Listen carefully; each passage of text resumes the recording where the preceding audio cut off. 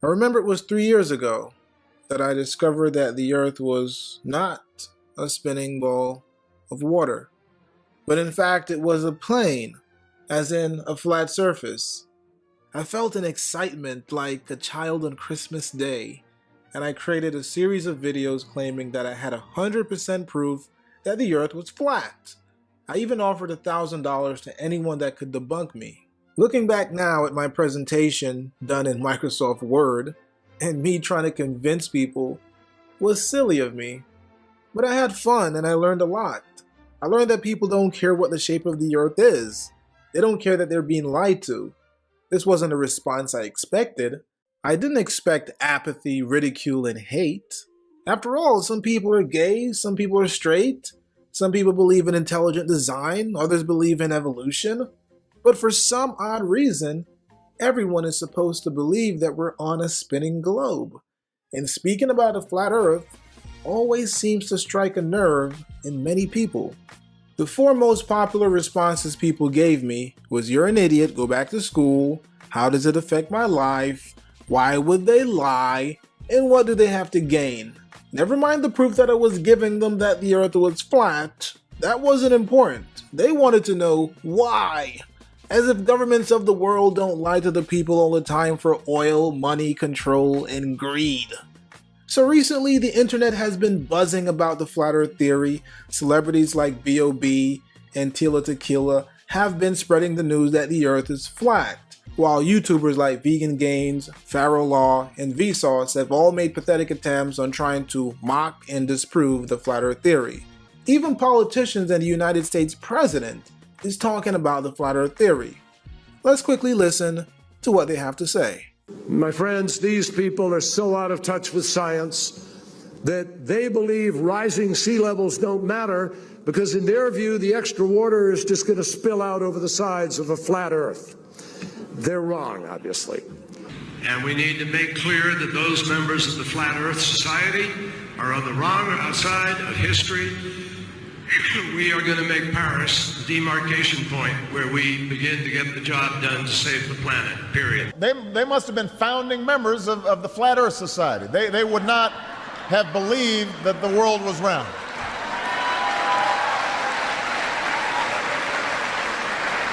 I want to be clear. I am willing to work with anybody. Republicans, Democrats, Independents, Libertarians, Greens, anybody to combat this threat on behalf of our kids.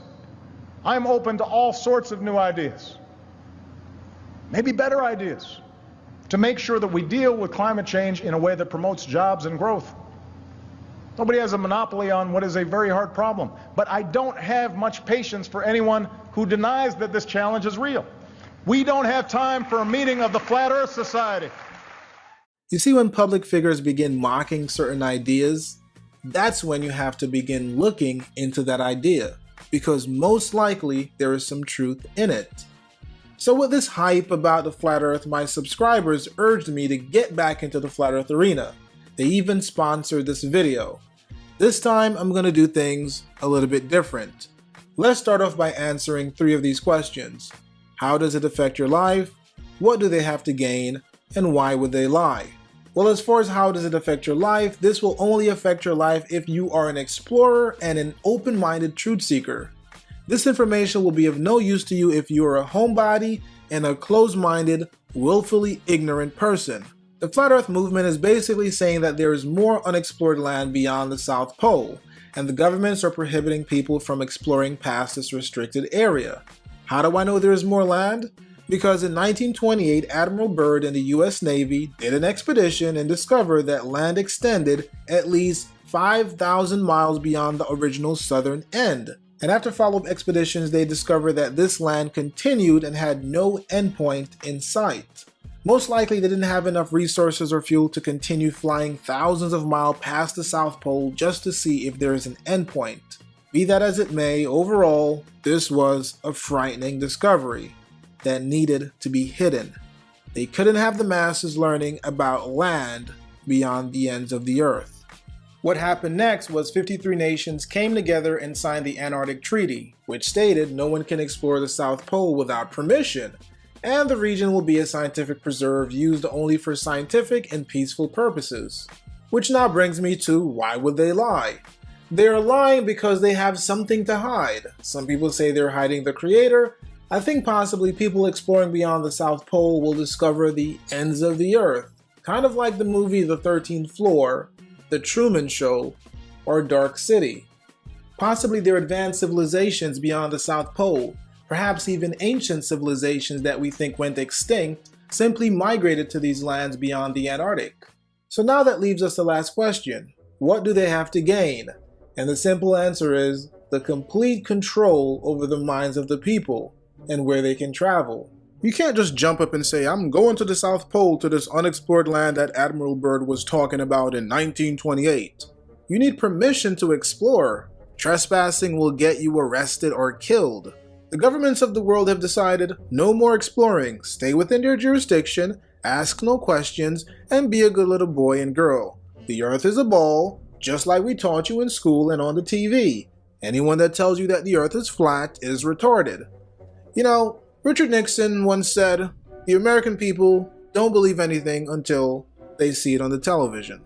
There's also a saying that there are three things that cannot be long hidden: the sun, the moon, and the truth. What I find interesting is that religious people like Christians have told me that they believe the earth is a spinning ball. But in their holy book it says the earth has foundations. It says the earth cannot be moved. It says the earth is a stationary circle. So Christians, I'm just wondering, do you guys believe in the Bible or NASA? Now here we have a 1,000-year-old map of the world which originated from a Japanese Buddhist temple. What I find interesting is not only does it resemble the flat earth map, but it has 33 continents outside of the Antarctic ice ring. Is it a coincidence that this looks similar to the 1781 map of the world? The 1892 Gleason Standard Map of the world? The Azimuthal Equidistant Map? The logos for the UN? The IMO? The WMO? The WHO? Is it just me, or is there anyone else seeing a pattern here? Well, at the end of the day, I'm not here to convince anyone when in 1988 NASA has admitted that the Earth is flat.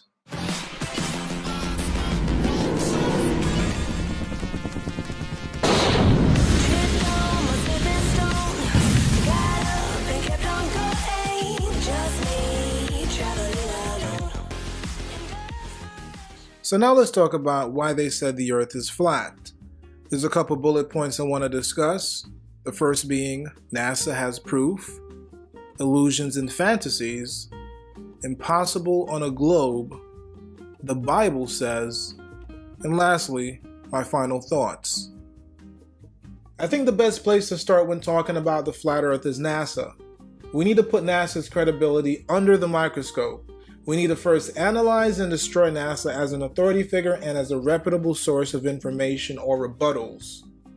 NASA, with the help of Hollywood and secret societies, are the puppeteers behind this grand illusion of the blue marble.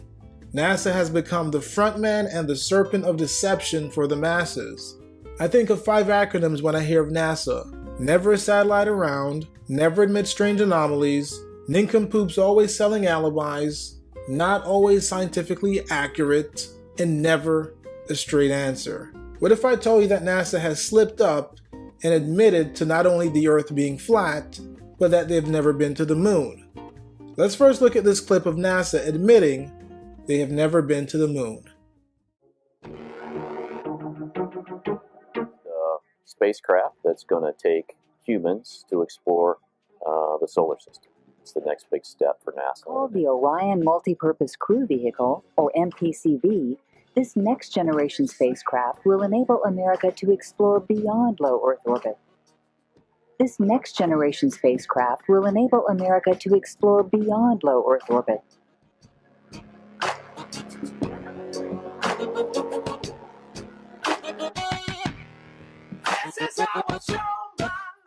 We get further away from Earth, we'll pass through the Van Allen belts, an area of dangerous radiation. But Orion has protection.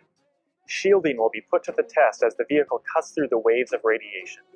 Sensors aboard will record radiation levels for scientists to study. We must solve these challenges before we send people through this region of space. We must solve these challenges before we send people through this region of space.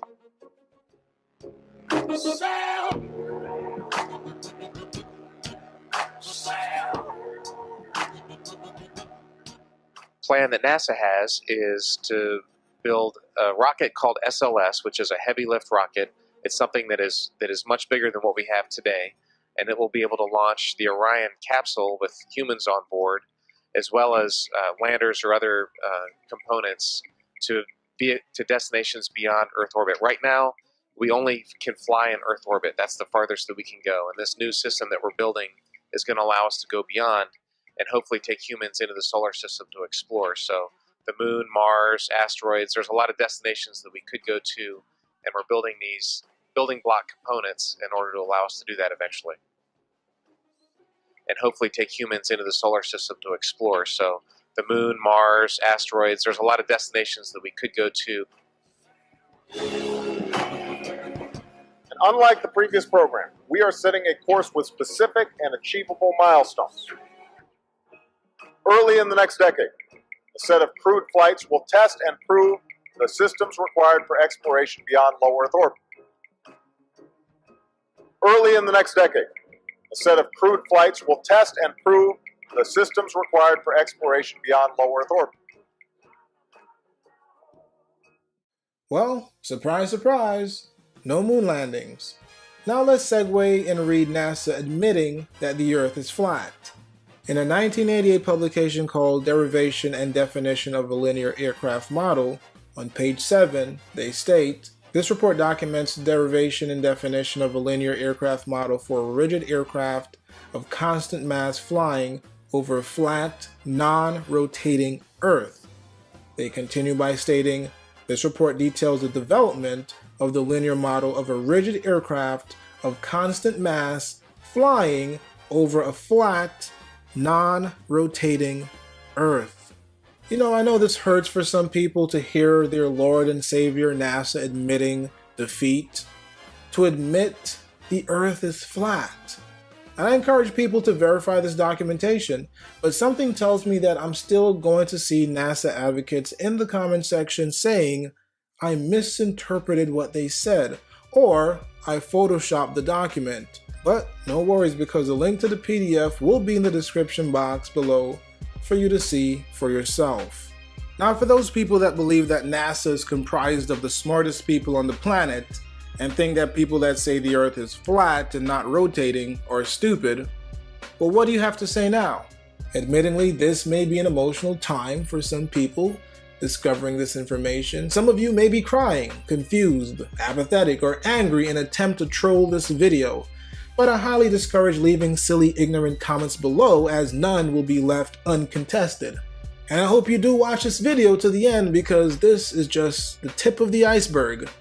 But I simply want to emphasize these two pieces of information because it's coming from the dragon's mouth, straight from the heliocentric religious organization that most people will defend to the death and use as a credible source to defend their round earth theory. Let's look at this video and photographic evidence that people love to show. On July the 16th, 2015, we had a Deep Space Climate Observatory satellite picture of Earth from space, and we can see the word sex upside down. The image you're looking at is flipped 180 degrees, and the word sex in the cloud formation can be seen in the northeast portion of the globe. I know some people will argue and say that seeing sex in the clouds means nothing because they can see faces, animals, and words in the sky all the time. However, Matthew Boland, a former NASA operational graphics manager who worked with NASA for years creating photorealistic computer graphics, states that all photographs from the Hubble telescope are NASA hoaxes. Consider the fact that NASA has admitted that their images are composites made up of 3 layers of pictures from the alleged satellite digital cameras. My question is, why is it necessary to make a composite image at all? Why not just take one picture of the Earth and be done? The obvious answer is because there are no satellites and the Earth is not a globe. The images we see are simply beautiful works of art. NASA knows that these layers of images would likely be discovered in the future, so they decided to admit that they are layered images. The heliocentric model. Our authority figures have told us every 6 months the Earth will be 180 degrees in its orbit around the Sun and be opposite the Sun from where it was 6 months earlier. However, there is a problem with this model. Let's say we begin our observation of the Sun 12 noon in New York on September the 22nd. According to the heliocentric model, every 24-hour day the Earth is supposed to do an exact 360-degree spin on its axis and end up at the same place. That means that after 6 months, 12 noon in New York will arrive during the middle of the night on March the 21st. Under the heliocentric model, this occurrence should happen year in, year out, every year. However, this doesn't happen, which means the heliocentric model is wrong. Polaris also proves the heliocentric model is pure fantasy. Polaris is the North Star and is allegedly fixed above the North Pole of the Earth. However, the problem is the North Star can be seen below the equator. Scientists want us to believe that the North Star is kept perfectly synchronized with the orbit of the Earth around the Sun, while the Sun is supposedly traveling at speeds approximately 500 miles per hour around the Milky Way galaxy. Even more fantastic is the fact that scientists hypothesize that this Milky Way galaxy is racing through space at the speed ranging from 300,000 miles per hour to 1,340,000 miles per hour. The North Star not only proves that the Earth is flat, but that the heliocentric model is wrong. The midnight sun also disproves heliocentrism. Places with the midnight sun are areas with 24-hour daylight. Now here we have a 360-degree panoramic time-lapse photograph which shows the path of the sun over the island of Lopa in the northern part of Norway between 7 p.m. July 21st and 6 p.m. July 22nd. This picture illustrates that in midsummer north of the Arctic, the sun stays above the horizon for 24 hours of the day. The photograph shows the sun as it makes a complete circle over the head of the photographer as he took one picture each hour during a 24-hour period. The photographer has inadvertently proved the sun circles over a flat Earth. How so? Simple. The only way the sun would be seen to circle the observer on a globular spinning Earth would be if the observer was standing directly over the North Pole. Any distance south of the North Pole should create a zigzag back and forth sun pattern in the sky if the Earth were truly spinning and orbiting a 93 million mile distant sun. Now of course, some people are skeptical about this information, so they will Google midnight sun and it will say, the midnight sun is a natural phenomena that occurs in the summer months in places north of the Arctic Circle or south of the Antarctic Circle when the sun remains visible at the local midnight.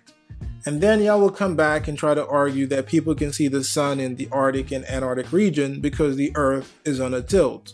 And to some people, that rebuttal may seem like a good answer, but it's not good enough. The first problem is we are not on a ball, but for argument's sake, let's say we are. How exactly do you prove that this ball is tilting on an axis? How do you explain that the photographer can see the sun do a full circle and not be at the North Pole? How do you explain an Earth that has a 24-hour day cycle and is supposed to do a 360-degree spin on its axis, yet somehow, miraculously, we have allegedly 6 months and 6 nights in the Arctic and Antarctic region? We know in North Cape, the northernmost point in Europe, has 76 days of full midnight sun. Fairbanks, Alaska, which is also below the Arctic Circle by almost 200 miles, still receives 24 hours of light for long periods in summer. Svalbard, Norway, the northernmost inhabited region of Europe, has no sunset from approximately the 19th of April to the 23rd of August. In Reykjavik, there is a midnight sun from the 16th and the 29th of June. In Canada, there is sunlight 24/7 for 56 consecutive days. How in the world can any place get 50 to 70 plus days of sunlight on a spinning ball that's on a tilt? The only way this can happen is if the Earth is flat.